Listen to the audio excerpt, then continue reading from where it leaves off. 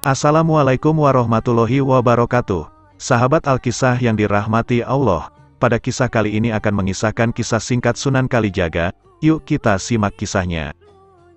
Sunan Kalijaga adalah salah satu ulama Wali Songo yang dikenal paling luas pengaruh dan cakupan dakwahnya di tanah Jawa.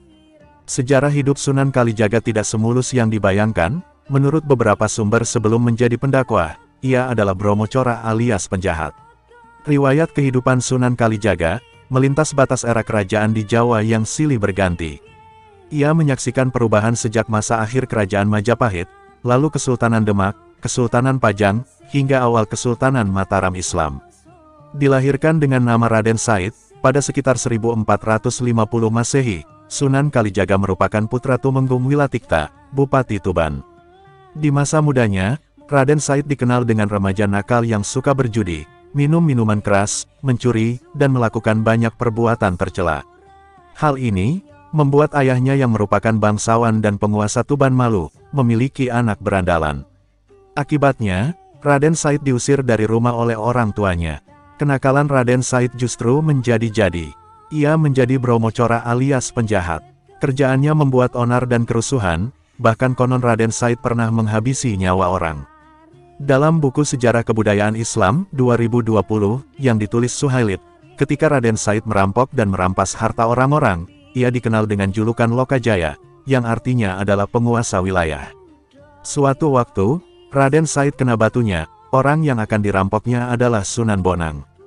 Karena pengaruh Sunan Bonang itulah, Raden Said akhirnya sadar dan bertobat, serta tidak lagi merampas harta dan melakukan perbuatan tercela. Sunan Bonang kemudian menjadi guru spiritual Raden Said.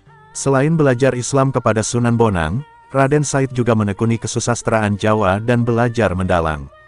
Kelak, pengetahuan seni dan budayanya inilah yang dijadikan sarana dakwah Islam oleh Sunan Kalijaga sehingga diterima oleh masyarakat setempat.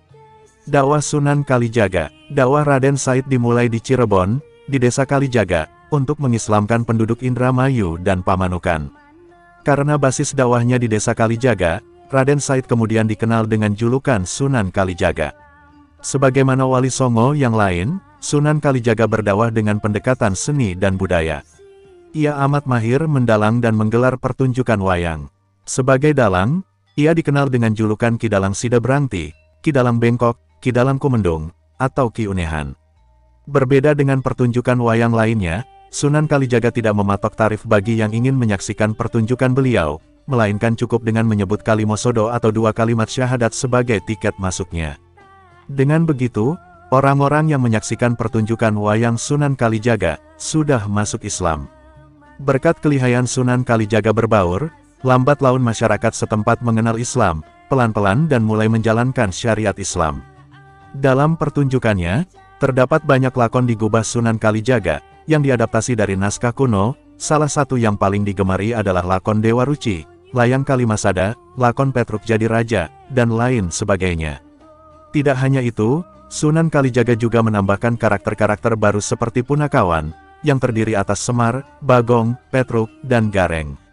Selain menggelar pertunjukan wayang, Sunan Kalijaga juga mengubah tembang-tembang yang syarat dengan muatan keislaman, seperti Kidung Rumeksa Ingwengi, Ilir-Ilir, dan lain sebagainya. Dalam buku Atlas Wali Songo, 2016 Agus Sunyoto menuliskan bahwa selain sebagai dalang dan penggubah tembang, Sunan Kalijaga juga berkreasi sebagai seniman dan penari topeng, perancang pakaian, perajin alat-alat pertanian, hingga penasihat sultan dan kepala-kepala daerah di masa itu. Sunan Kalijaga disebutkan memiliki beberapa istri, antara lain Dewi Saroh, Syarifah atau Siti Zainab, dan Ratu Katno Kediri. Dewi Saroh adalah putri Maulana Ishak, sedangkan Ratu Kano merupakan putri dari Kerajaan Kediri. Sunan Kalijaga memiliki beberapa anak, di antaranya adalah Wati Suara atau Sunan Penggung dan Sunan Muria. Kedua anaknya itu melanjutkan dakwah yang dirintis Sunan Kalijaga. Tidak ada catatan pasti yang menyebutkan kapan Sunan Kalijaga meninggal dunia. Makamnya terletak di Desa Kadilangu, kira-kira berjarak 3 km dari Masjid Agung Demak.